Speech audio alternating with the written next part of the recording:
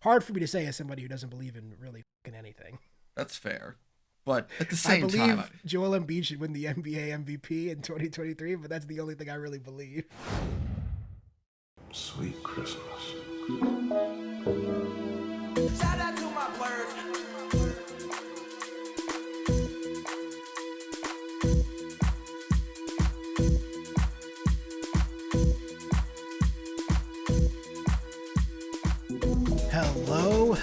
Hello. This is Che. this is Corey. And this is the Next Time On Podcast, a podcast where two lifelong friends discuss all things amazing and all things vetted in popular culture.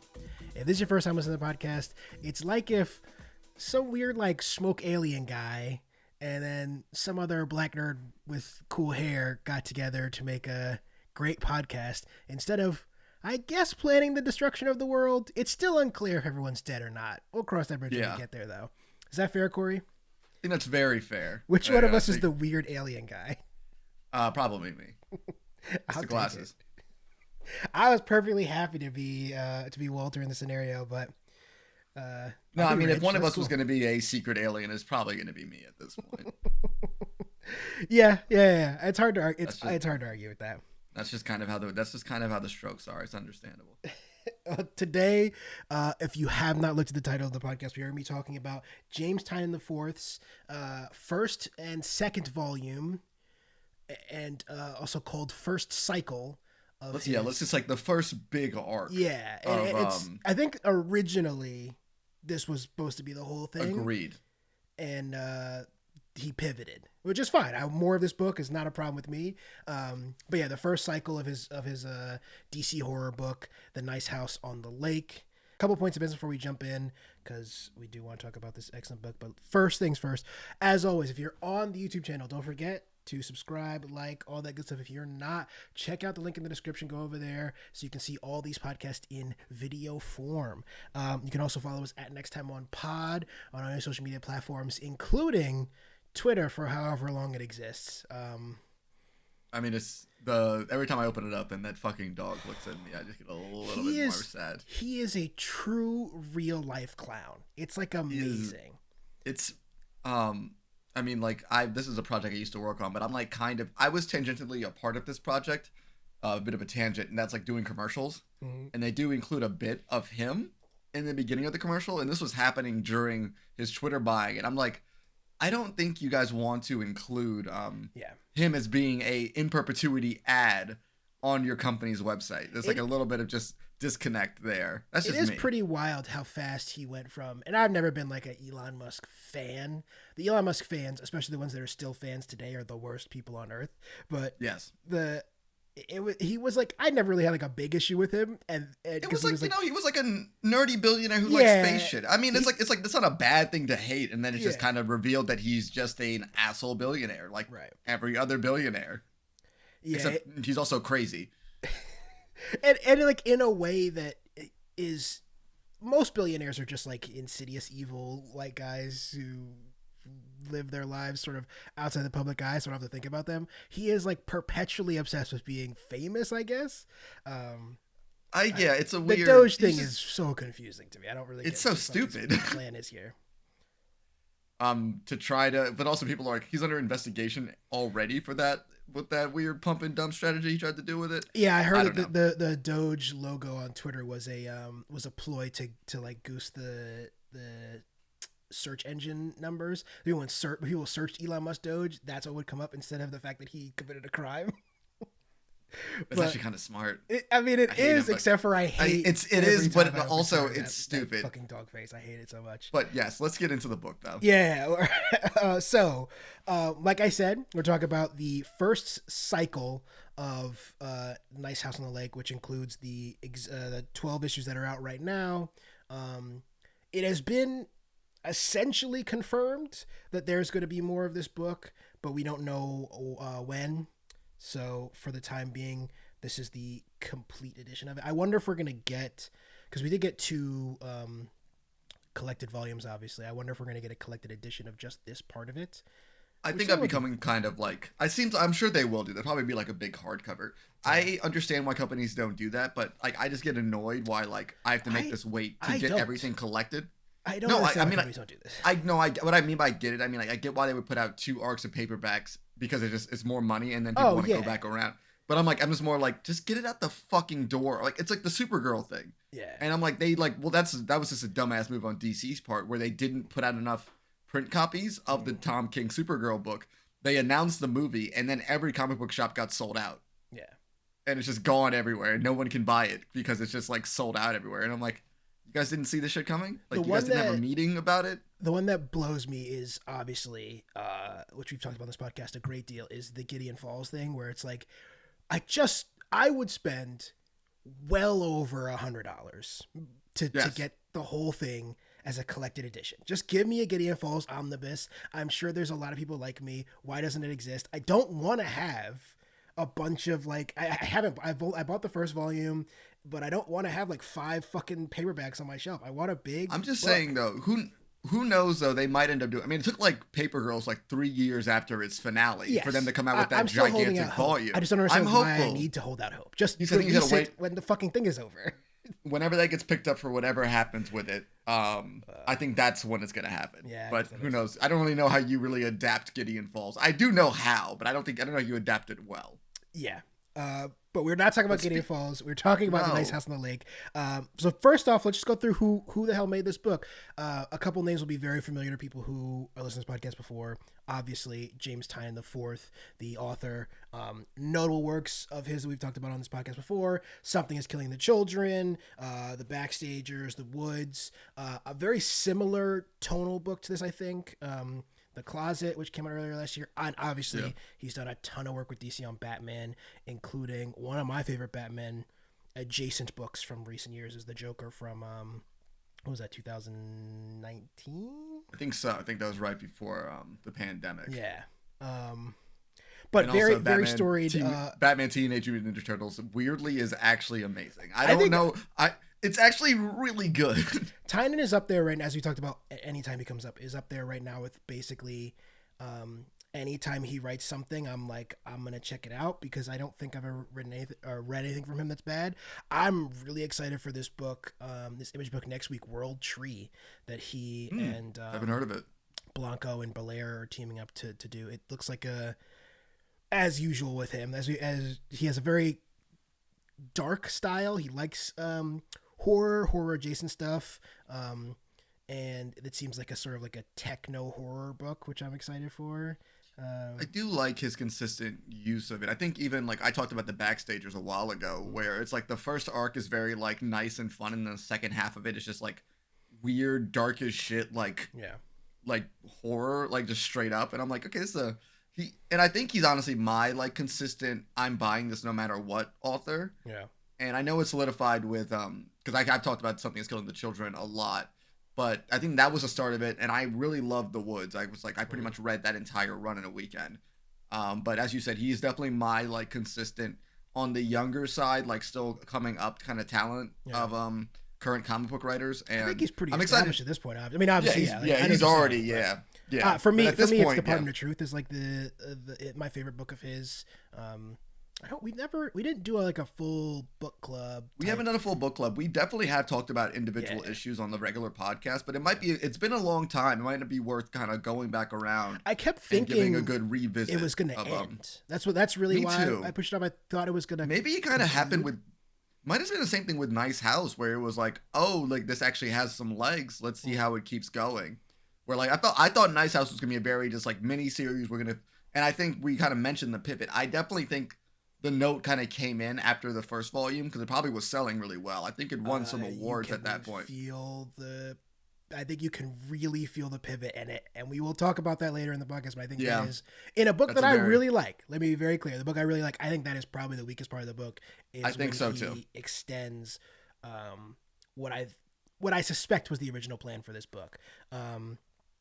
But yeah, I mean the other thing that you mentioned The Woods, you mentioned The Backstagers. Another thing that is very consistent throughout Tynion's work is he loves an ensemble cast of characters. He likes telling stories about young people. Even this book, which is like mid-20s, early 30s, like not exactly children, obviously, but then a lot of the story is... And we are children. No, Corey.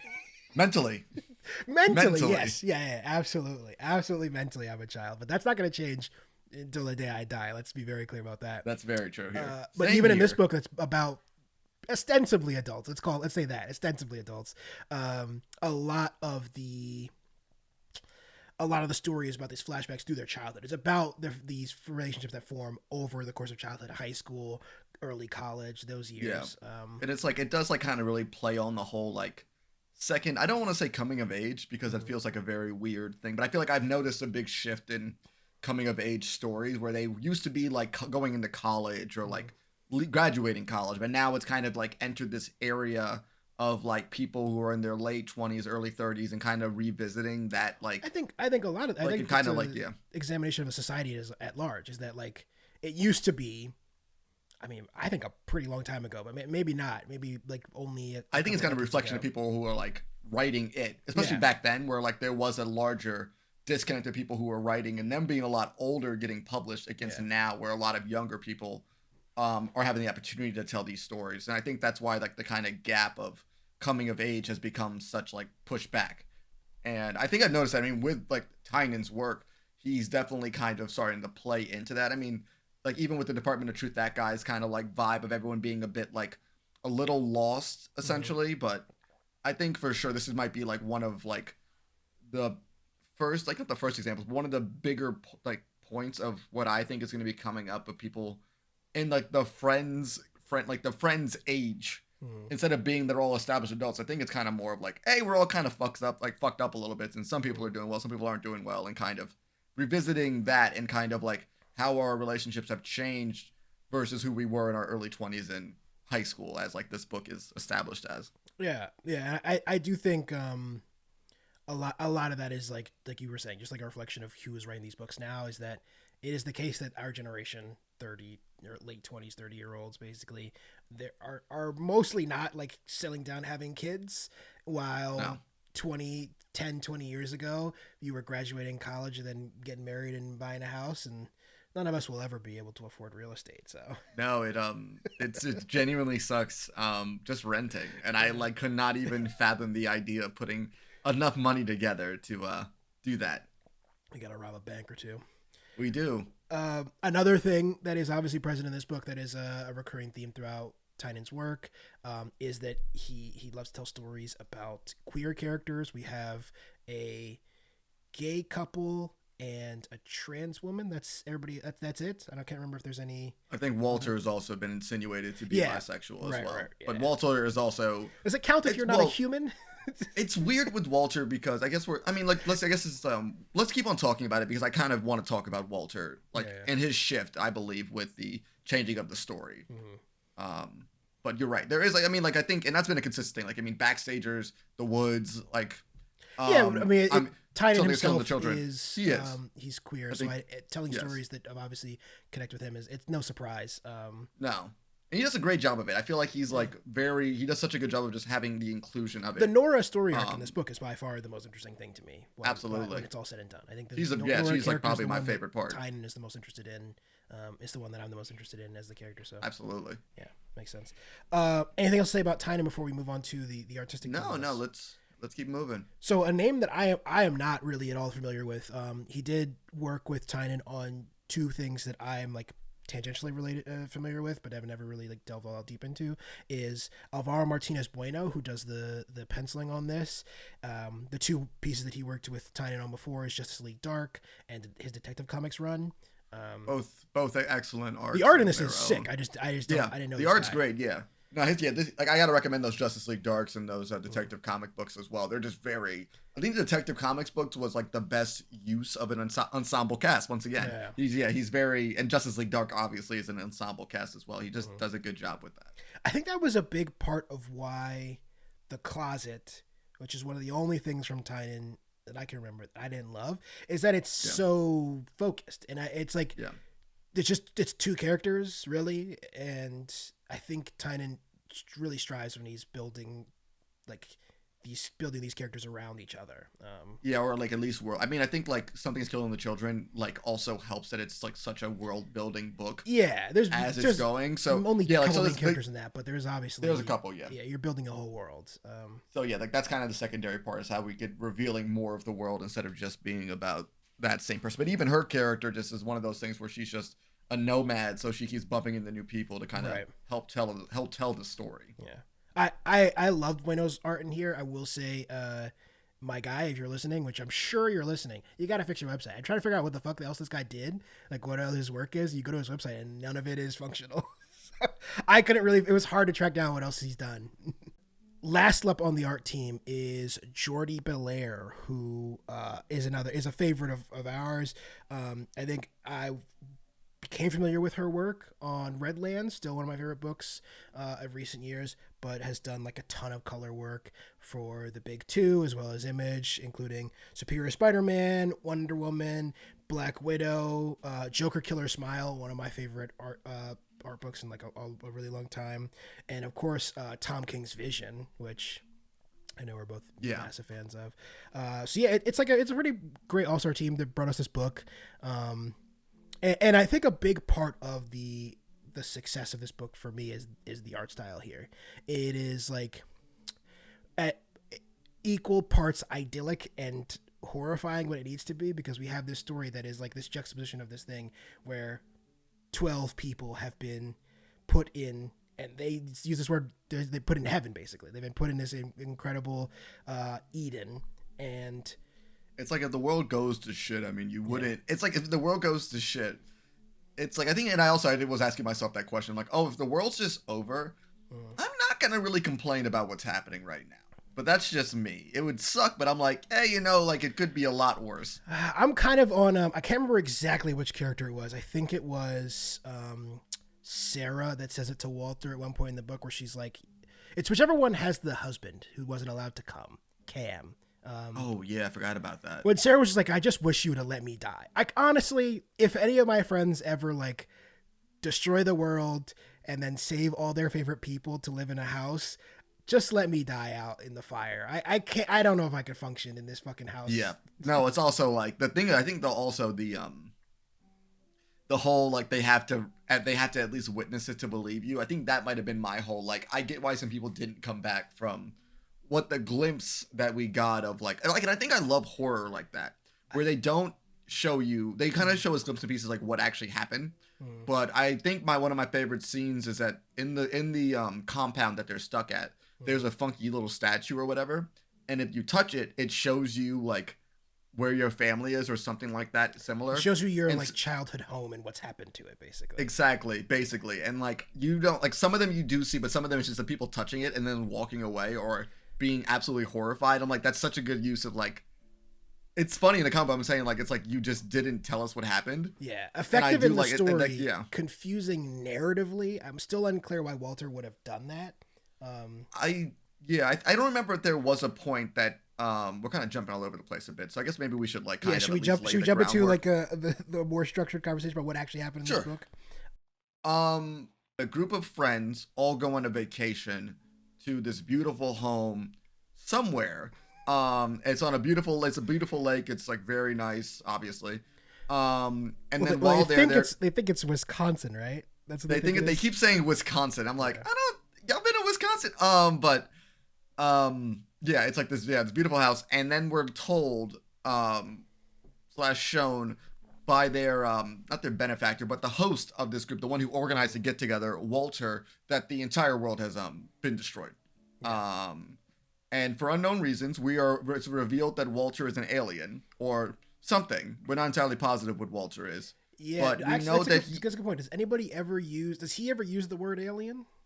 I don't know if he uses it. I think he uses it's like a lot of like it's hard to explain kind of vibe, not necessarily giving too much, but Walter is a part of whatever destroyed the world.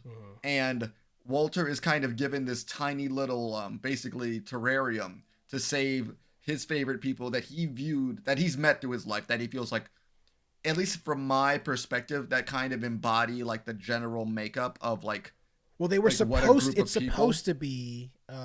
We hear it's supposed to be like these exceptional people, and actually, Yes. the big thing that's weighing on Walter throughout the book is that what he's done is he's just saved 12 people he loves, many of whom seem exceptional in their own way, but is like he's not sure if this is gonna if these guys are good enough. This is like a good enough Yeah. collection of people. A number of things go wrong with Walter's plan, but that's a big part of it is because he's been like. I've been catching up on Resident Alien, and it reminds me a lot of like basically the arc of the second season is Alan Tudyk's character is just like becoming more human, and a lot of the story of Walter seems like this guy who was supposed to be a cold observer and becomes more and more infatuated with humanity as time goes on, to the point at which it is like pretty much crippled his ability to do his job, whatever that is, which we're still not super clear about. Yeah. And the way that they tell the story over the 12 issues is that pretty much each issue is kind of delving into Walter's relationship with each character. So we're kind of getting both glimpses of like Walter's backstory and also establishing the groundwork for each of our characters. So we kind of understand them a bit more of like their motivation, like some like in kind of like as it slowly comes out about what's happening.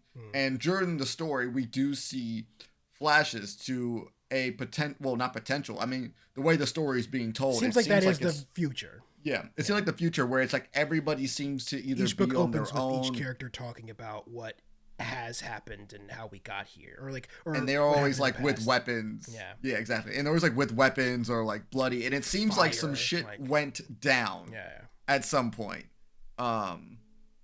Yeah, and so this is and that's pretty. I mean, that's pretty much the groundwork for how the basis of the story works. And as we kind of like slowly, we don't really get too much information about why this is happening, but it's kind of like revealed, at least hinted at, that basically this group of people, they're like under a test, basically to kind of prove that they're like something, and that Walter's basically just trying to save them. It's very much in his own fucked up way, like, I'm trying to save my friends, but it's hard because, I mean, they helped. He killed all. He was a part of the people who killed all their friends and family. Well, so I guess that is a major question that Allegedly. Yeah, we can say, but it's going to come up now, so I might as well talk about it. Do you? But which version of the story do you buy? I think it's still supposed to be pretty ambiguous. Obviously, we are led to believe throughout the first, I think, 6 issues of this book that the world has ended.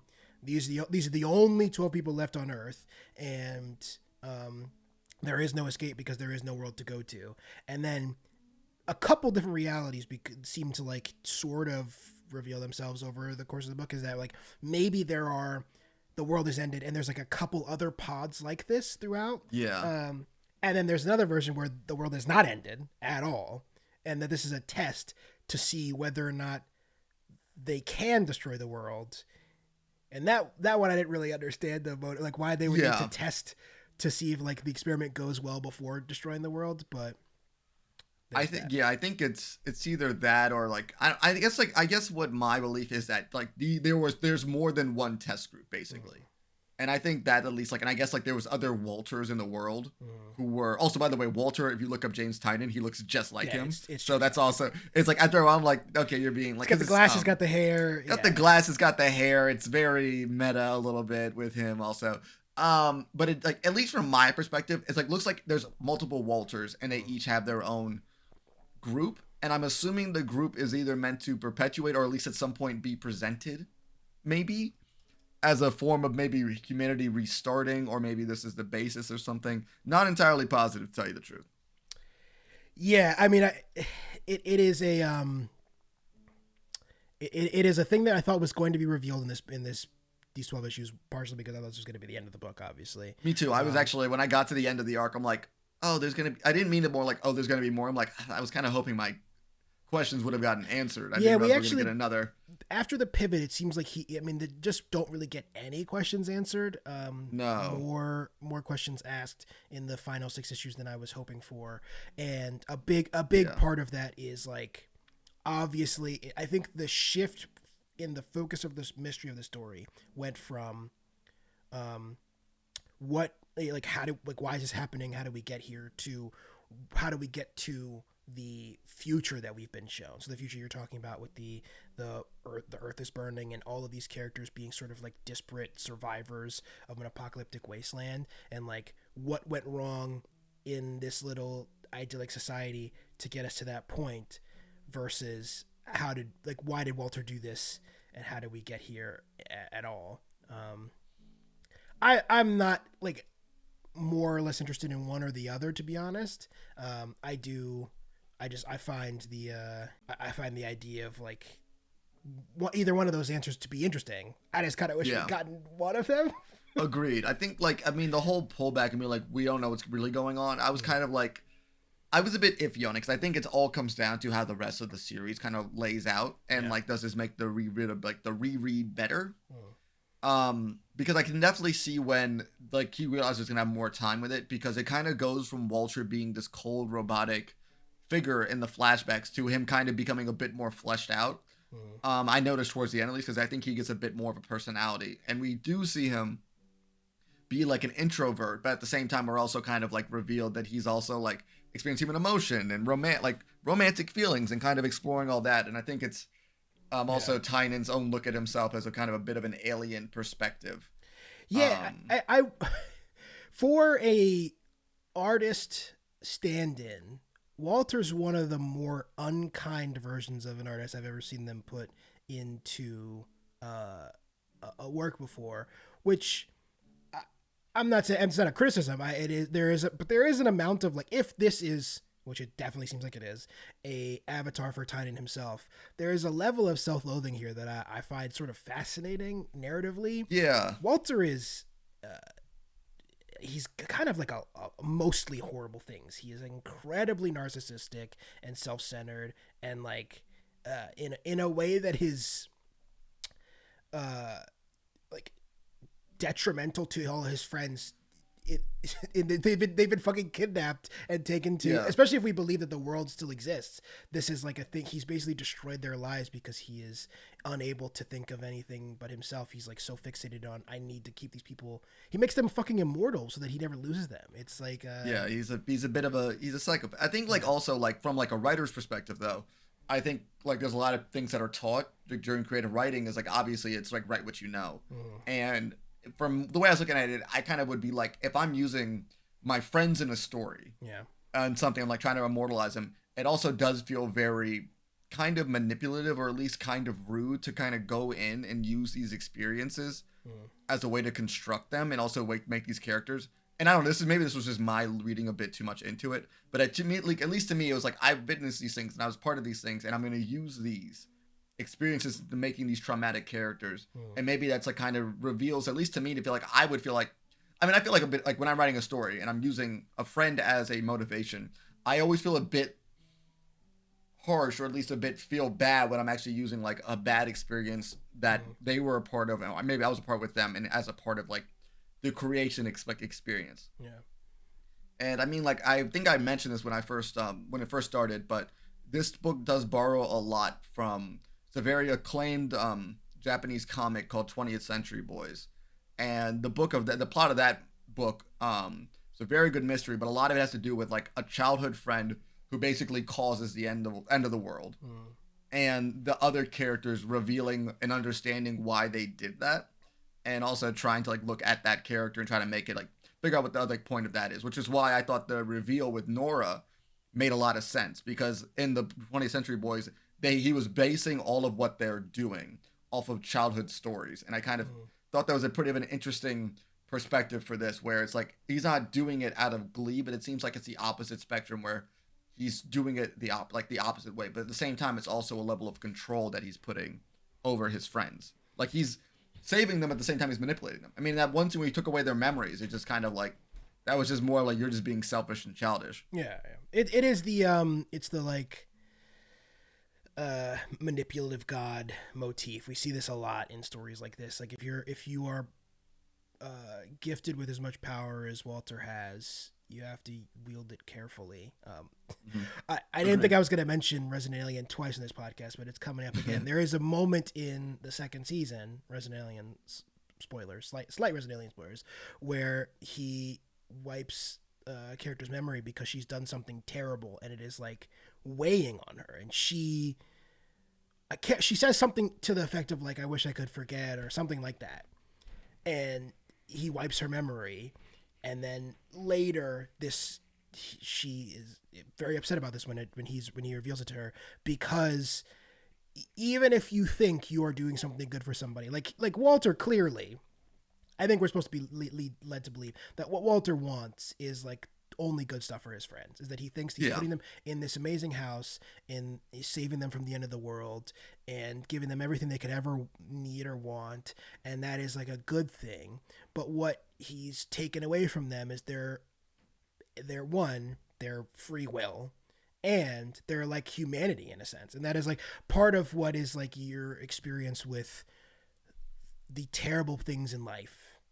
That is what the human experience is like how you struggle with that and how you cope with it. And Walter taking that away from them because he's too weak to be able to contend with the awful things in his life. Yeah. That he thinks that this is what other people want is, I think it makes him, he's one of the more fascinating characters that I've ever read from Tynion. I don't imagine this is like how narcissistic and evil Tynion is himself, but it is a fascinating, artistic avatar for sure. It's definitely like all of the bad things he probably thinks of himself at different points of his life. Yeah. It's like, and those insecurities into the version of yourself that you could be like, let me just break down my version of myself into being the most alien version possible. And that's what Walter is. Yeah, we got a little distracted from the actual rundown. I mean, basically, the friends are in the house for a number of days and weeks, and there is a moment where they discover a building that is on the outskirts of the property where another one of their friends has been trapped. And actually, the situation with Reg leads me to believe that maybe this isn't the first time this has been reset, because we get a few conversations with Reg and Walter and Nora and Walter later that make it sound like maybe Walter's done this resetting their memory and resetting the house. He's trying to see maybe what's the most optimal combination of people or something. Either way, they discover Reg, they release him from the house, and then the motivation of the book sort of switches, which is like before it was we were really watching people deal with grief and like sort of like also just world building, like exploring what the hell the situation was, like what this house is, how they got here, how they're gonna live here, why they can't get out, and then after Reg's reveal, the characters start to try to figure out a way to like escape or overpower Walter, or a number of different things, leading to the conclusion of this book, which is like basically in like 7 pages everything goes to shit. It goes so badly so quickly.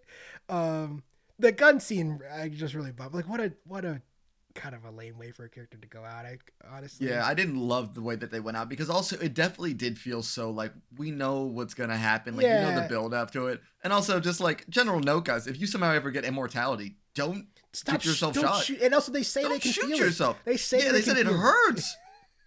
It's like pretty much being like, I'll be fine if you punch me in the face, and I probably would be fine, but I don't want to get punched in the fucking face. In the leg, maybe, just to see what like the healing is like. I'm not taking a bullet to the chest no matter what. It's just not happening. No, it's like do you want to sit there and get shot by a paintball gun over and over again? No, and that hurts like a fraction of that.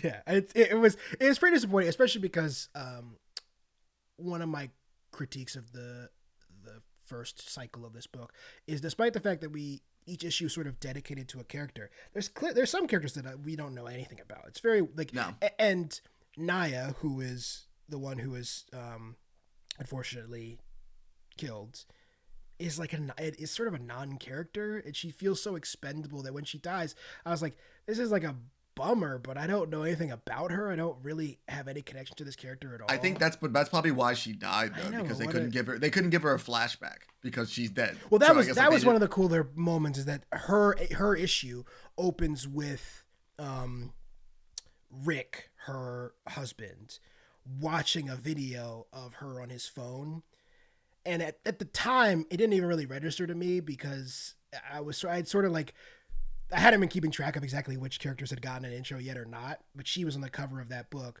and then it opens up with her, and I was like, okay, the structure's the same. And then what we see is Rick in the future, not her. Although everybody else makes it to whatever point we're at in the intros to these books. Every other character gets an intro, so nobody else is gonna die before Seems like then. it. But it seems like the relation. I mean, honestly, but it's just, to me, I'm like, I don't care if someone really dies. It's kind of just, you want to see what happens. Yeah. Why did everyone isolate themselves from each other? That's like what I'm. I wonder how really isolated they interesting. actually are. There has to be at least some factions, right? You'd think there'd be There has to be. some people together. I mean, there is a bit of like branching out over the course of the second half of the book where they're actually like literally building different houses to go live in. And I think like what I'm very excited for this book, and what I was excited for in the beginning of the book was like, I want to see I want to see the journey. I want to see the jump from what y'all doing now into full on like everyone's trying to kill each other, but everyone's like, that's, you know, I'm interested to see. And also like, is there going to be a narrative reason they're talking to somebody? Like I want to know more. And I think the mystery box that Tynion has provided is very cool, but I'm like, I just give me some more. Please give me some more. Yeah, I'm in agreement with you on that. Is that is something I obviously want to see from the book. But the part of the book that I was most interested in was actually the beginning 5 issues of this, and I kind of just wish we'd gotten more of that. These characters dealing with the grief of the end of the world in this like wholly alien situation, no pun intended, where like they are in maybe the greatest place on planet Earth, or maybe not even on Earth, but this greatest place that's they're ever going to be in. But they are also in the worst situation imaginable, where everybody that they know outside of this house has died. And like, how can you contend with that if you've been sort of like abandoned with no information? Because Walter does a really hands-off approach to this experiment, if that's what it is. Is like he doesn't really interact with them, and it seems like almost he can't interact with them. I don't think he's supposed to. And I think like whenever he does like some help or something like that, it's him like kind of cheating. Yeah, he's certainly not supposed to give them. He doesn't tell them like how the house works at all and stuff like that. And I kind of do like that. I do kind of like the fact that like at least the story is like leading us to believe that Walter isn't the bad guy. Like he's not a good guy for sure. Yeah. But it's like seeming like if anybody, it seems like they're building up a worse big bad. It's like apparently it's like it seems very much like I'm like the good version of like what do you want to be? Like, I think it's like, what was I thinking about? It's like kind of like the first Kang and Loki, where he's like, I'm like the good version of what this could actually be. Like it could get a lot worse, but I'm like the good version of this. Well, that's kind of how he and Nora decide to leave it. Is they're like, we need you around here, or she says we need you here because otherwise whoever the other aliens are, the people that she saw as his parents earlier in life, is like they're gonna come and actually destroy this world. They're gonna kill all of you. I mean, do we believe that? I don't know. I mean, but it is what Walter is led these characters to believe. I do think there is a sense of truth to that. Yeah. It definitely seems like he's in a sense of panic that isn't necessarily about his own, like the way that they feel towards him, but he definitely wants to protect them. No, I think this book is far less interesting if Walter's love has all been a con this whole time. I don't think that's I don't think that's what's going to turn out. Because I think like what I kind of like about the book is like it's very clearly like it's not like you didn't pick the best of the best. You picked the people that you met and that they fit into a very type of like the comedian guy. He's not Ryan. Funny. Say it again. I said then there's poor girl Ryan who's just I felt so bad, but she's like, am I supposed to be here?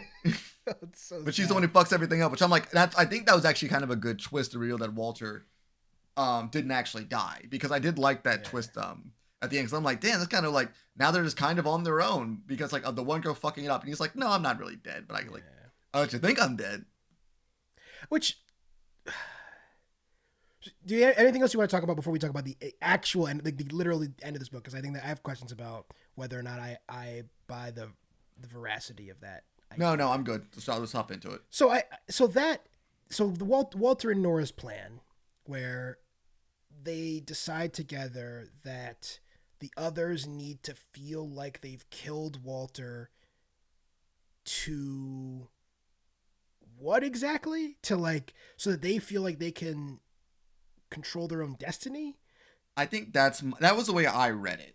Like, but they're this is still them, trapped in they still can't escape this house as far as they are concerned. It's like this is the only world that they will ever know. So getting rid of Walter, I didn't understand. It's a great moment in the book. You know, you have to see these characters, they have to band together to kill somebody that they've all, as we've seen throughout the course of the book, they love dearly and who loves them dearly. It is gut-wrenching, that scene. But also, I didn't really buy the motivation of it, I guess is my but I guess like reading it again real quick, I think the whole motivation is like you need to give us a reason to stop fighting back against like the idea that we can get out of here. And I think they maybe like if they thought Walter still existed, they still had an opportunity to escape. But I guess if Walter's not there and that they feel that there's nobody pulling the puppet strings, they might just more naturally do like just exist. And I'm assuming that's what it's kind of the whole point of it. They're like kind of, maybe they're under observation to just be. Yeah, which is sort of why I wish we'd gotten more about what exactly is going on with this experiment, or even if it's not an experiment, whatever it is. I wish we'd gotten more concrete information about that, because it's just hard to understand Walter's plan at all, or if it even makes a little bit of sense without having anything to really grasp onto. Agreed. Yeah, I don't know. I mean, anything else to say about this book in general before we take a quick break and come back and talk about more specific elements that we enjoyed? No, let's take a quick break. Now, are you trying to tell me that this knife really fell through a hole in the boy's pocket? Someone picked it up off the street, went to the boy's house, and stabbed his father with it just to test its sharpness? No, I'm just saying it's possible the boy lost his knife and that somebody else stabbed his father with a similar knife. It's just possible. Take a look at this knife. It's a very unusual knife. I've never seen one like it. Neither had the storekeeper who sold it to the boy. Aren't you asking us to accept a pretty incredible coincidence? I'm just saying a coincidence is possible. And I say it's not possible.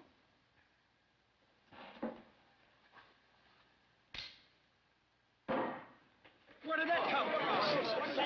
It's the same knife. You're doing. Where did you get it? I went out walking for a couple of hours last night. I walked through the boy's neighborhood. I bought that in a little pawn shop just 2 blocks from the boy's house. It cost $6. It's against the law to buy or sell switchblade knives. That's right, I broke the law. Listen, you pulled a real bright trick. Now, supposing you tell me what it proves. Maybe there are 10 knives like that, so what? Maybe there are. Well, what does it mean? You found another knife like it. What's that, the discovery of the age or something? You mean you're asking us to believe that somebody else did the stabbing with exactly the same kind of knife? The odds are 1,000,000 to 1. It's possible. But not very probable. And we're back. What's up?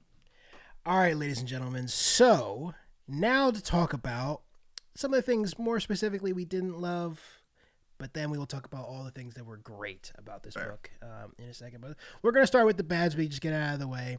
We've sort of touched on a big part of at least my my issues with this book already, and they do the major one that I have. I have 3 down. 2 of them are very much related. But I'll start with the last one, which is not the biggest of them. But when Reg comes into the picture, when he's released from the house, Reg is the artist character. Yeah, Reg is the artist. He is very confident that the world can still be saved. It is like the beat. I think that's the end of volume 1. I read these as single issues, so I can't remember exactly. But he says something to the effect that the world can still be saved. And then that is not a major part of this book going forward. And I find that very weird, and that may be a symptom of Tynion's plans for this book changing, but however we got here, it seems like it should be a very major part of the book, and it is sort of not.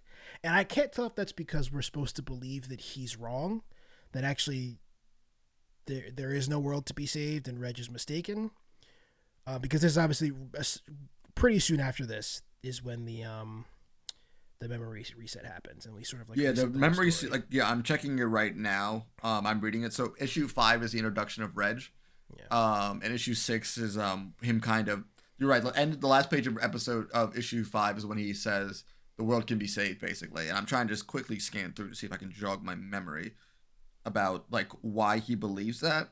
And I it guess doesn't it doesn't really come up why. He seems to have knowledge that, and we touched on before, that he's heard from Walter that like this is the test one, that they're going to run this like experiment before seeing, and if it goes well, then they will destroy the Earth. That's why he thinks this, that there's still time to save the world. But other than he says that's why in like the next issue, it's not really, it doesn't really have any effect on the characters even after they get their memory back. It is like this thing that if the world is still there to be saved and there is still a world of people not burning to death outside, that would be the main focus of this book. And it just is not that important. Except it really did feel at the end of volume 1. It felt like it did feel like kind of like, oh, this is like the last like oh shit moment, but in actuality it's like not that effective. Because it's also weird because we have no relationship to Reg. We've heard Reg's name a few times, and like having this character, it's interesting that there's been a character stuck in this glass house the whole time. Yeah, that's cool. That's an interesting thing to explore. But it's not really like a moment. It's not like the return of Captain America. Like it's not. We don't know who this fucking guy is. I kind of did wish they built up Reg a bit more. I feel. Well, he gets more playtime. Yeah, he's actually a really fun character. More page time after his introduction, obviously. I like Reg's character a lot. I think he was a very good add-in to like kind of help the story move. And I will say this, and I mean like even it also though just makes Ryan even more of a pointless character, which is so because she seems like she's gonna be the main character of the book, and she is not. She's not. If anything, I mean Nora is probably the closest to a main character we have in this, and I kind of do like a good like, oh, what's Ryan? She's pretty much the like the cog or like the wrench being thrown. I mean, she's the mistake. She's literally the mistake. But I was double checking. Yeah, so they actually do end the first volume on the reset. We have like Walter. Okay, so that's not the last page. That's the last issue page. 6 is the end of the. And I do say I think as the ending of a volume, I think a good like what the fuck happened moment is better than Reg's like. And I mean, I don't really know what this says about me as someone who likes horror stories. I more enjoy it when there isn't a cure or there isn't a fix to something. I like the stories where I think it's fine if the world is actually truly destroyed. There's no coming back from it. Yeah, no, that's what I'm saying. Is like I don't. But I'm saying like it could. But I'm saying it could be fixed. I'm like I don't care. Like that's not like I don't care if it can be fixed. That's not really why I'm reading the story. That's not what's interesting about this story to me. So I think if that was a stinger on issue 5, I would have been like. Or if that was his thing on the end of the first volume, I might have been a bit more annoyed because I read this in 2 volumes. I think I read the first 2 issues and then I waited, just trade waited for both of these, which I think, I mean, obviously that's always been like my big belief how you should read most of these comics, but you know.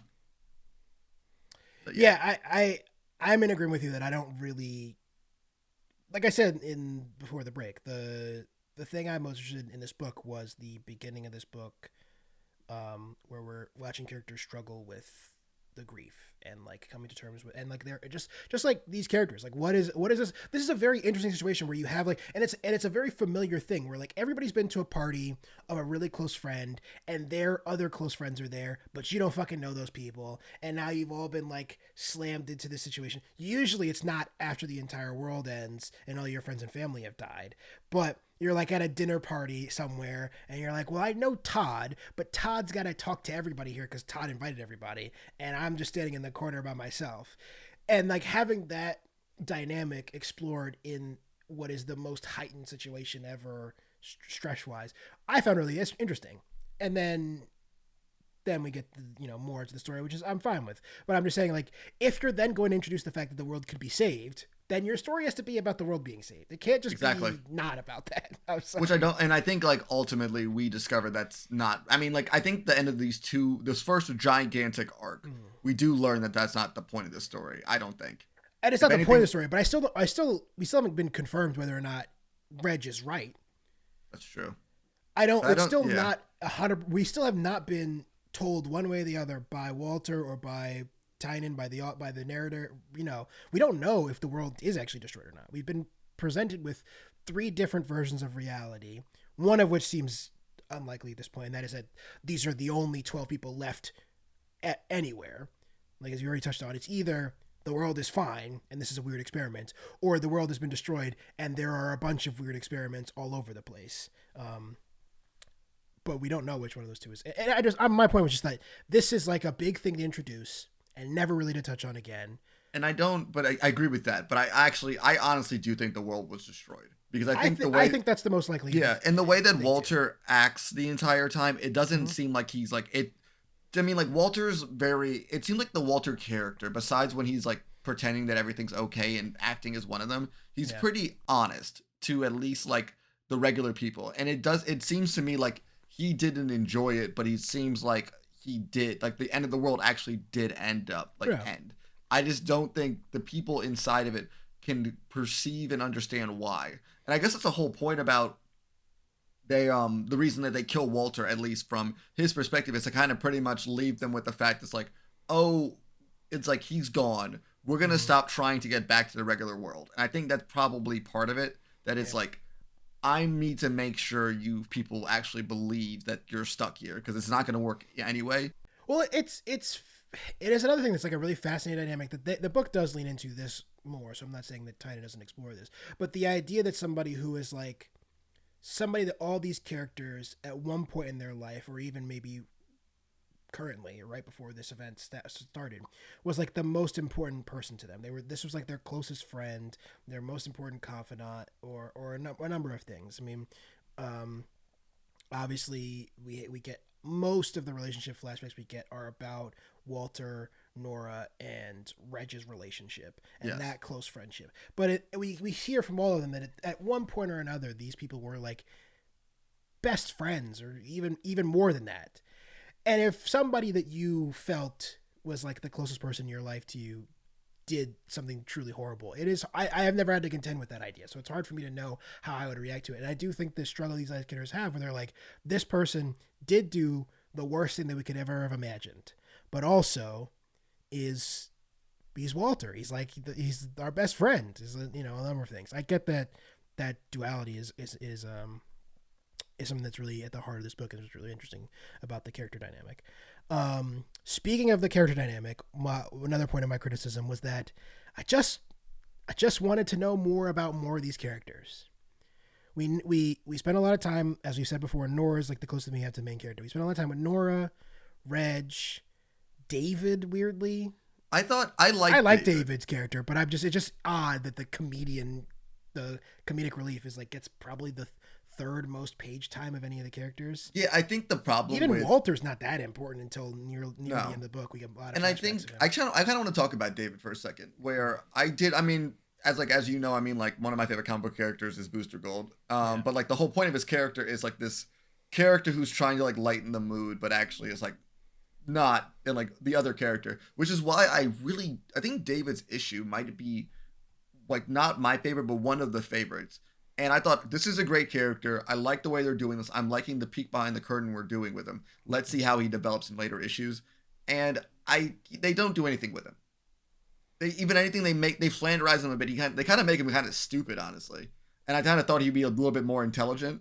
Well, he's the crux of like the true, other than obviously the inciting events, but he's the crux of the tragedy in this book. He's the one who's like making everybody shoot each other. Exactly. He's a bit insane. Like that's like, I think like there was like a moment of being like lighten the mood to the point of being like, oh, this guy's fucking unhinged. Yeah. My last point, which I think is my major criticism for this book, and that is the cyclical pacing, basically. It just running back the same story again in the same, after the memory reset doesn't seem important. It doesn't make any sense. I don't get it. I just don't get it. I don't get why he did it.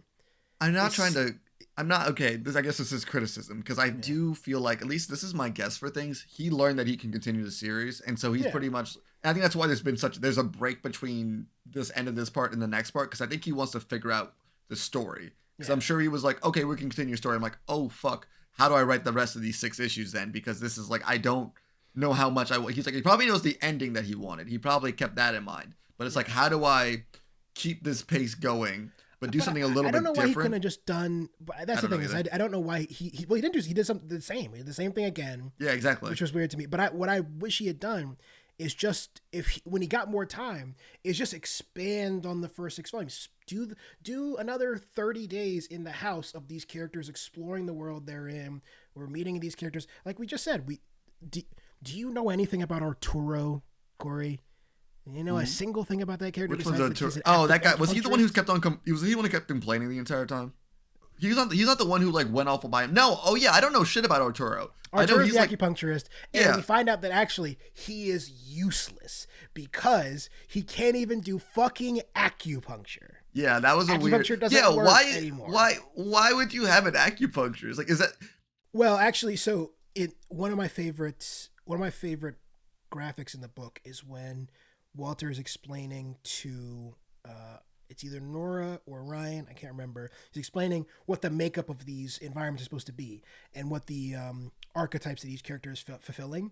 And what Arturo's archetype is Arturo was the quote unquote the believer, and every environment needed like a scientist, a doctor, a mathematician, a actor who was the comedian, and then one of the things was a believer, and Arturo was like a believer, which I respected. It's got real for those of you watching Yellow Jackets, it's got real Yellow Jackets vibes. Like every good group of people stuck in the end of the earth needs a good cult leader. Arturo doesn't feel like a cult leader yet, but again, we don't know a lot about him, so we'll see. I do, and I think here's my hope at some point in the story when we introduce into like the desperate apocalypse situation where the religious person isn't insane. Is there ever going to be a story where the religious person's like, hey, you know what? Hey, listen, I'm not going to become a cult leader. I don't. Can't there just be a chill person who believes in things? I don't know if religion and the end of the earth really lend themselves to being chill. Right? That's very. And I think believe in a God and like the afterlife and the rapture and all these things. I'm not clear Arturo's like a Christian or something, but he clearly has like spiritual beliefs. If you believe in these things, and then that belief is so shaken to its core by turning out that your friend is an all-powerful alien who's destroyed the entire world, I'm not sure you can be chill. Hard for me to say as somebody who doesn't believe in really fucking anything. That's fair. But at the same time, I believe Joel Embiid should win the NBA MVP in 2023, but that's the only thing I really believe. Any other points of criticism before we move on to what's really good about this book? No, let's keep moving.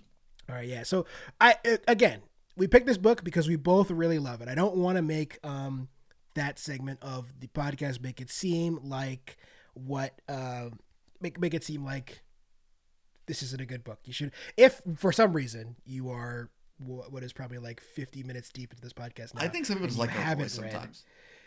Okay, well, I don't know what to do with those people. Those people need counseling. But if you're not insane and you are this far into the podcast, don't insult our listeners. You haven't read the book, you should go read the book. But we're gonna jump into what's good about this. So let's first up, Corey. You have any general things you really loved about? I think I did speak about this earlier, but like their inspiration from 20th Century Boys. So that's actually one of I never really spoke about it, but that's like one of my favorite comics of all time. Just the way that it's like this slow unfolding of friendship combined with like, it's like the worst friends ever because it ends up being the end of the world. But I like that slow reveal between backstories that seemed innocuous and innocent and what the hell's happening in the present. And I thought that was a really good juxtaposition. And I think I like the storytelling in the beginning for sure. I really like that. I like the establishment of these characters through friendships where they're all kind of strangers, and I like that. And I kind of like the slow build. I like the slow follow through with it. And I mean, the thing about it is if it was another writer, it would be hard because I trust Tynion with his weird mystery boxes. So it was like a lot of like, oh, I have faith in this writer to do this. So I was very along for the ride. And I did enjoy it. I liked the slow building atmosphere. It felt very eerie the entire way through. The characters I actually were shown, I thought they were pretty well thought out and pretty well done. And I felt myself get so sucked into these little stories that Walter was going through. And I kind of like the whole backward storytelling basically with Walter, where at first made him seem like a pretty quiet guy, but as a kid, he was like kind of a lot more talkative and a bit introverted, but he was like a bit more of a personality. And I think it's a really interesting way to look at a person too, who definitely knows the end of everything's coming. Yeah, we see even as he's in high school, like he's talking about how he wishes there was going to be more time because he knows, I mean, at that point it would have been 20 some years before the end of the earth as far as he knew. I agree. But yeah, Shay, what are your favorite notes? Well, I do really love the structure, the like issue per character as I said previously, I wish we'd gotten more from some of the characters, but I thought that was really interesting. A really good idea is to be able to delve into each member of the house in each issue, and I did love, and it also led to like some interesting moments where I was like trying to track, and I was like, oh, we've got like a couple issues left, who's, and then we hadn't met Reg yet, and Reg gets an issue, and then obviously I think the final issue is Walter, right? Or is it Nora? I think so. I think the final issue, I don't know if it's just Walter. I think it might just be Walter, the final issue. I think the final issue is Walter, and the penultimate issue is Nora, who is in the order gets skipped over in the beginning, and I was like, I wonder what that's about. And then obviously it's because she gets this like really big culminating story. I also just love, and this is a mainstay of like Tynion books in general, it's just attention to like really small details, really funny, interesting stuff. I love the moment where we see it's in David's issue, the comedian's issue, where we see him dressed as Ferris Bueller. It's just like and it's not really even referenced. It's just not really referenced. It's just like, I didn't even pick up on that, Jay. Yeah, I didn't either. But well, that vest is like iconic, and I was like, I know that from somewhere. Can I tell you something else? I've only seen the movie once. Oh, really? In high school. That's like a real good. That's like a good movie for you. Movie, yeah. I'm not a big like rewatching movie kind of guy either. I mean, no. I mean, I think the only movies I rewatch is Speed Racer, which I actually finally saw in theaters. I saw it in theaters, man. It was awesome. When did you see it in theaters? I don't know, like 2 weeks ago. Alamo just does re-releases sometimes. Of Speed, I guess Speed Racer has this like weird cult following. It's just cult following. It's just like it was me and like 30 other fucking weirdos, and I had a great time. But there's lots of things I love in that. It's another one in that issue where we get to see the stuff that everybody's ordering. There's a moment that's really harrowing that we will get to later in my favorite moments. But I also love like the moment where it's revealed to us how the packages get there is like this quiet detail of we just see the birds turn into the boxes on one of the pages, and you're like, oh, okay, that's what the birds are. Tynion clearly has this whole world played out in his mind, and there's two versions of the way you can approach this, which is like what Tynion does is he sort of like drip feeds it to you in small details, and then there's obviously the Jonathan Hickman method, which is give us like a billion charts and you can see the inner workings of his psychotic brain. I don't have a preference one way or the other. I think they're both like, I just want to know more about this world, so the more time I get to spend in it, the better. It's a world that you could just be like, oh, they're trapped they're in a fucking vacation house while the world's exploding. Yeah. And instead of just kind of keeping it basic like that, I like the whole like they can get whatever they want. It's like whenever you had a question about what could happen, there was an interesting response. So about that, so I didn't know when I was going to bring this up, but this seems a good time as any. Why did none of the characters ask for anything that wasn't real? It really annoyed me because I was like, okay, so we are clearly in a world we're supposed to believe that the nice house on the lake before the end of the world is like our world, and these people from our world have been transported to basically a magical house as far as they're concerned. And then they find out pretty soon, like less than a month into being there, that they can order anything they want by writing it on a notepad. And what these jackaloons do is they just order like food and stupid clothes. Nobody asks for a lightsaber. Well, the only person who's creative was locked away. The only person who's locked away was somebody in the put into that weird little castle. So maybe that's the case. I don't know. But like really, they really should have acknowledged. They should have acknowledged that with David though, to be like, because I feel like David would have asked, that kind of character would have asked for something silly enough to be like, give me this thing. And you could just have a one-off line to be like, oh, David asked for the fucking Green Lantern ring and it didn't show up. And you're like, okay, I guess we can't ask for like things that break the laws of physics or something. You can get the Green Lantern ring, it just doesn't work for you. That's okay. Let's find out. It's a toy. They're ordering like Hong Dynasty art and shit. Like, come on, guys, mix it up a bit. Seriously, just don't be boring. Like, come on. Like, listen, it would be very funny just to have Mona Lisa in my house, but I gotta imagine it would just blow up like it did in Glass Onion. Spoilers, but I hate that she did. Why destroy it? What was the point of it? I don't. The point of destroying the art was that's the only thing to me. Like, it was one of those like, I know it's gonna happen. Yeah, well, you don't. But out of everything, it's like you don't like. She didn't need to destroy But at the same time, Mona it's also Lisa. like it is ruining another person's life, though, if you destroy the Mona Lisa that they were holding on to. Sure, but his life was already pretty effectively ruined before. Here's the thing. I value this is why I hate the like climate protesters that go and like, even though they're all behind plexiglass now, go and like deface art. It's because even in climate protesters are like protesting for the end of humanity. I care more about the Mona Lisa than one dickhead billionaire. I'm sorry. I'd rather the Mona Lisa survive than we bring And down like Edward Elon Musk Norton's going to character. jail. Yeah. Yeah. It's just more important in the grand But scheme at the of same things. time, Shay, it wasn't our siblings who got killed, though. That's the saying, though. That's. I feel like Yeah, that's. You lose a little bit of rationality, I think. At a I'm certain aware point. of why she was so angry. I just thought that was such an annoying part of the movie. Whatever. Okay. Anything else before we move on to our favorite characters? No, let's move on. All right. So, like I said, I have a list of all the characters here, and I bolded my two favorites, and I think it's hard to pick some of the like more ancillary ones. There are some moments that like Rick has that I think are really interesting. I would have loved to delve more into like what Rick's relationship is with Walter, who gets sort of like deputized to keep the peace in the house. But that's a very, very small part. We don't really get a ton of that, even though it's revealed pretty early. My two favorite characters are Reg, because he's like, when we meet him, he's just like the most gung-ho. He's like ready to do shit. And he has this like sort of like master plan type energy, because he's been like sitting in the glass house reading all the transcripts and shit. Anytime you ever see somebody like let out of a place and they seem a bit deranged, that's when you know you're gonna have a good a little character. too happy too, which I thought was interesting. And the second one who you spent enough time talking about is David. I think the comedian character. I definitely like David. I like David a lot. I kind of thought they like didn't utilize him more than just being like a comic relief. Even though, I mean, obviously, there are get why he moments where is. you see the darkness, which I think are the best parts of his character. There's that. Like, I liked how especially rational when we see he the was. flashback of him and Walter's relationship. Yeah. I think we realize that, and he even says Walter knows that I know more than I'm letting on. Like he's more in tune with the people around him than he's revealing. That's fair, and I do like that. They do a really good job of making me feel bad for Walter.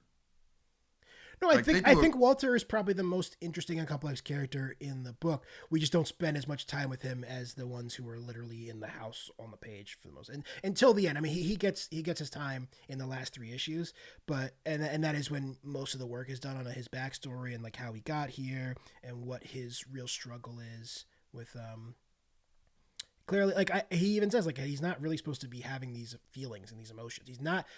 It was not part of the plan for him to fall in love with all these people and like really connect with these humans. And we see the struggle, which I actually would like if in the second cycle, if we got even more flashbacks of him. I would like to meet some people he had to cut that really like hurt him. Like he only gets to choose. 11. He's only supposed to choose 10 people, and he chooses 11, and then.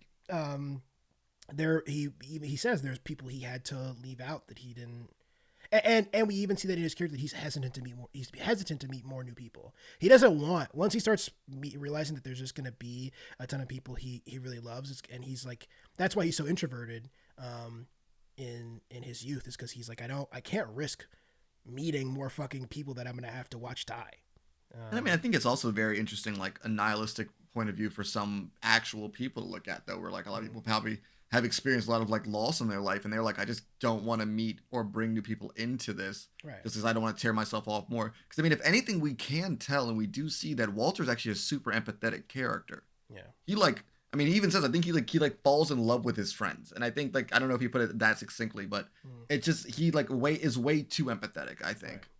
And that's I mean, like it's a good thing in real life, not a good thing when you're trying. Well, it's probably a good thing for these people, obviously, but don't kill the world. I think that's kind of what I'm getting at right now. That's a pretty.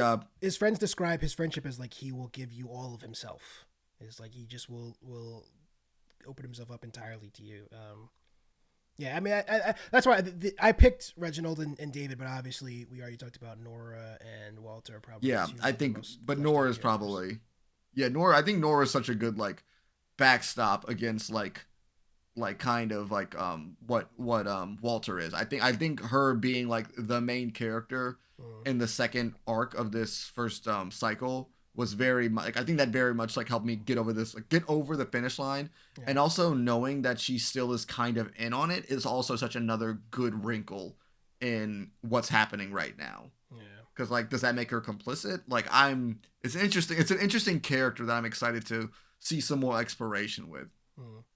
Do you have any other characters you want to shout out before we move on? No, I think those are pretty much the only relevant characters. I really like the idea of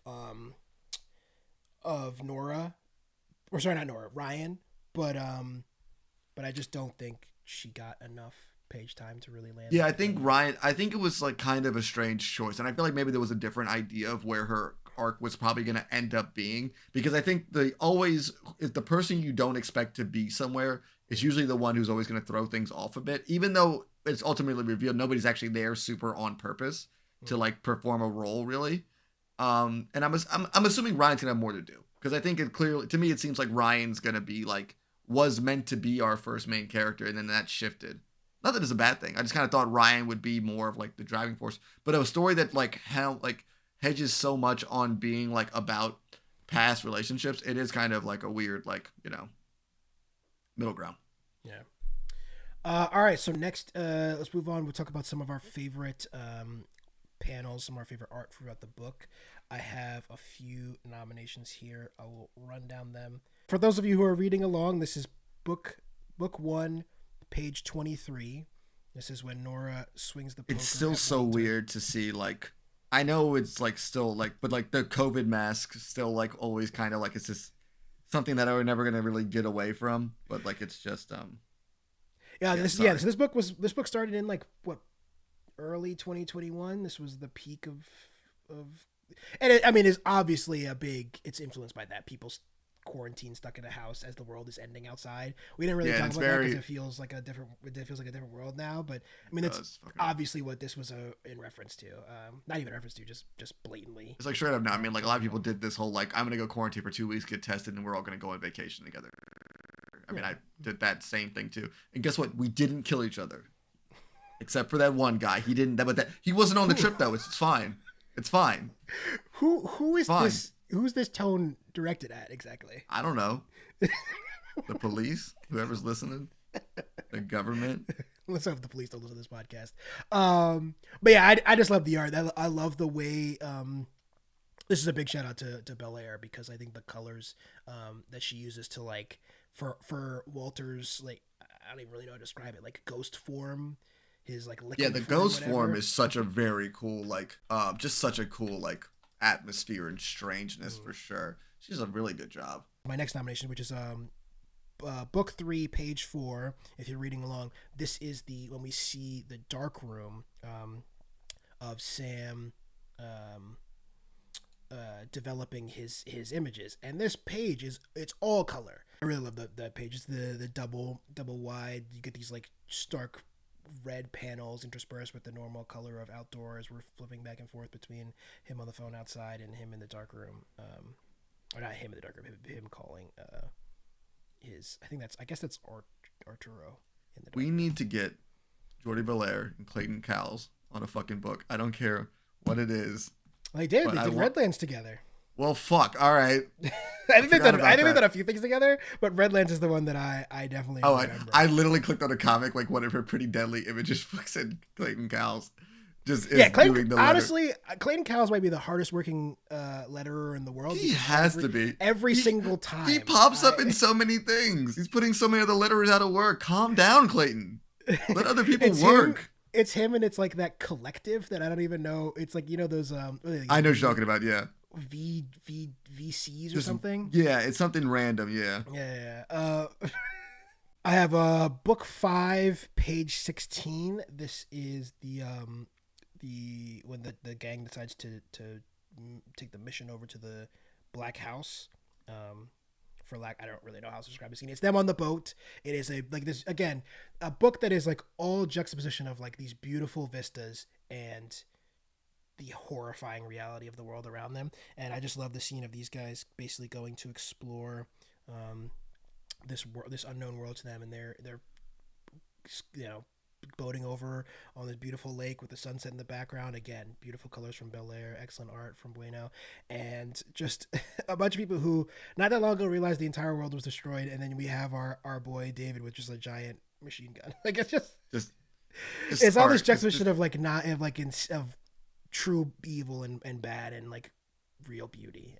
It's also like a really interesting, I didn't even think about this, but it's like the story is just like how many different people could just deal with shock and like everyone else's reactions to it in certain ways. Like some people embrace it, some people pretend like nothing's going on, some people will despair into it, and some people just ride on a boat with a machine gun. It was also like it was. I guess nobody knew what was going on, but he definitely didn't need the machine gun. No, he didn't at all. No, it was just. I mean, honestly though, if you could just like not die and carry on a machine gun, it might, I've never been a gun guy, if I'm being honest. I just like it when I like when in John Wick when they shoot things. I just don't want to be near them.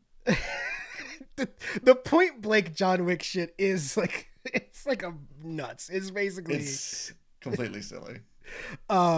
Next up, I have basically the opening of book 6, the final in the first volume, as we already said, and this is after Reg has been rescued, and we get that gorgeous double page, the all blue, when it starts to rain for the first time. They get the thunderstorm, starts to rain for the first time in the habitat, and we get the thunderstorm in that great panel page with the lightning of Reg.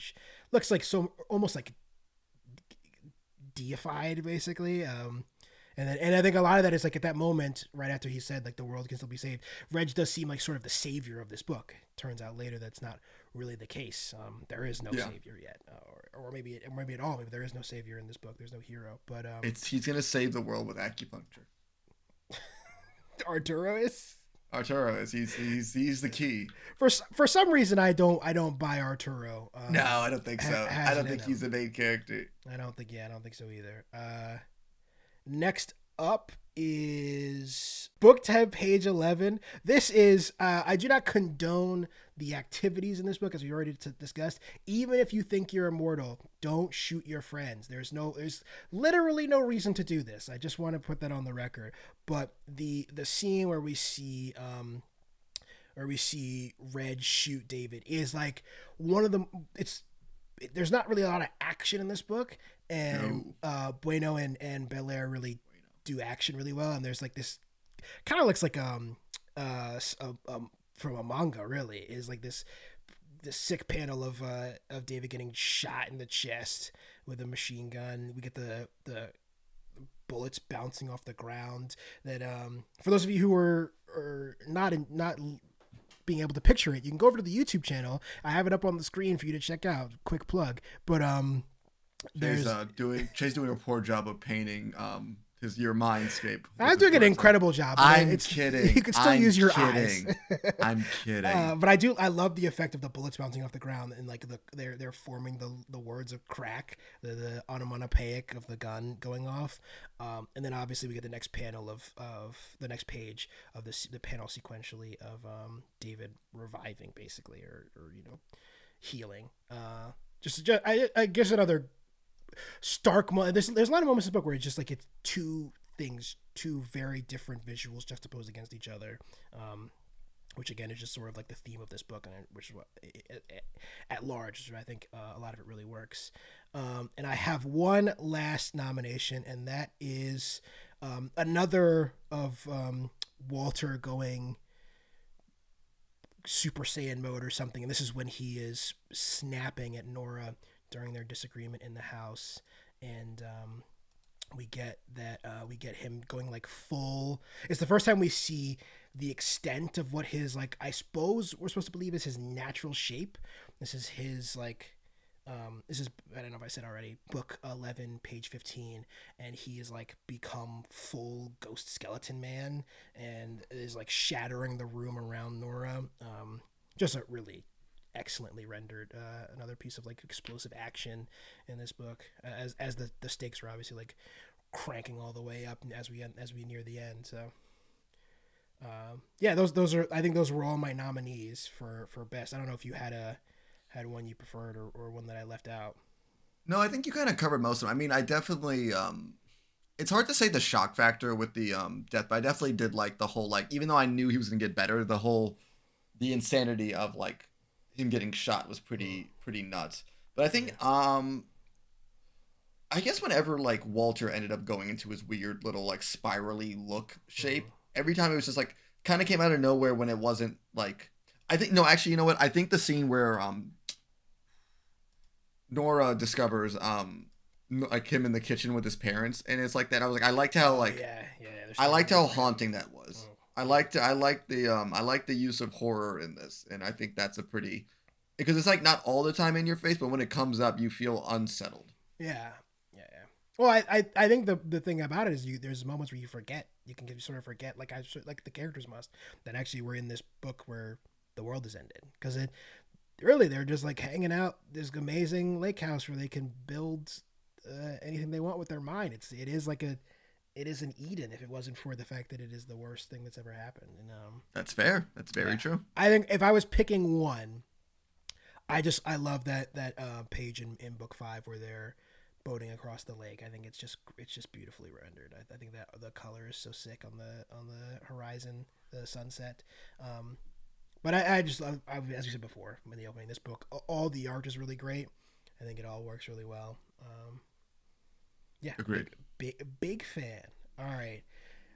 Next up, our favorite moments, some real things we wanted to point out, some great scenes. Well, I guess I already just also already said the weird the family scene. I guess that was probably one of my favorite moments. Yeah, some of these go hand in hand. Book in the beginning of the first book 1. I think it's around like page 17. It's that last moment of serenity before the world literally ends. It's not. I think all the hellscape scenes are just so like, it's like this, like it feels just very much like cut to screaming and then come back. And we get the scene where we see like Walter like watching Ryan like walk away while she's checking her phone because she's the only one that has service, and then we get the like obviously the reveal that the world is ending and all hell is breaking loose. I really love that scene. I'll blaze through these quickly. We're running along on time. I have when Sam is breaking down when he discovers the building that we find out later is holding Reg, and is like it's like the whole weight of it has collapsed on top of him. He's one of the ones that up until this point, this is like around book 3, it's his book basically, has sort of kept it as together as you can keep it, and then all of it just goes to shit all at once. Yeah. He it's like it's this tiny moment that sets him over the edge. Is like he reaches this building that has no fucking doors, and he just is like, that's the straw, and it's it's really interesting to see each of these people's like psychological breaks in certain ways. Yeah, it's like it's different levels to anybody. I mean, I would probably argue that David the comedian like lost his mind pretty early on, but it's like keeping it together. But I mean, there's an argument that David was never like the most sane of the bunch to begin with. That's why I like him though. That's why I'm friends with comedians, even though they are all up their own ass. Speaking to every single comedian friend of mine, you know who you are. Yeah, and so it's in the next book. Another moment that I picked out, book 3, page 23, where we discover it's revealed that Reg is trapped behind the house. They're not behind this, inside the house that Sam discovered in the previous issue. Then we have in the next book one of the more harrowing moments is when where it's Molly's issue where she's contending with like the fact that her husband is dead and the world is that she's the one that's handling it the worst, at least on the exterior. And then we see lady, get over it. I mean, we see her list of like the days she's ordered. So like for those of you who are not on the YouTube video, we get at first she's like trying to order Cam, which is heartbreaking, getting like more and more specific, and then trying to order like her order seems insane to say, but that's what she's doing, is like writing down to get her family back, and then tries to order a handgun and bullets. The one that kills me though is on day 22 when she tries to get enough rope. I don't know why. It's like the enough that was like. Yeah, that's just like it's like there's just like huge like that's. Yeah. But I mean, also like that was that in David's issue or was it her issue? No, that's Molly's issue. That's issue. Oh no, that's right. That is David's issue. That's David's issue. Yeah, because Dave is like I think that's like one of my favorite character moments of and like then when he him orders, like he finally orders the straight razor for her. Yeah.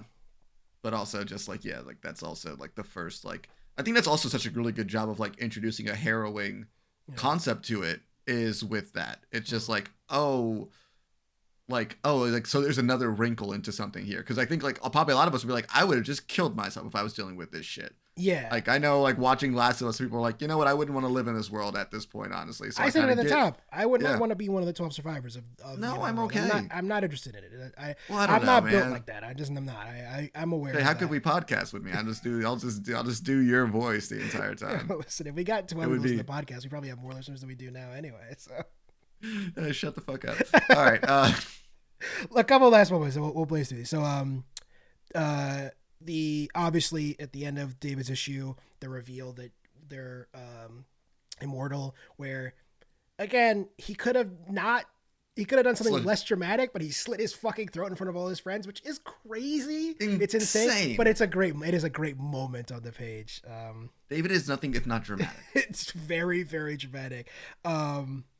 And then there's, of course, as we already touched on, at the end of the reveal, we find Reg, end of issue 5. There's still time to save the world. Another great moment. And then I have from issue 6, page 12, which already was sort of touched on this moment, but there is that part where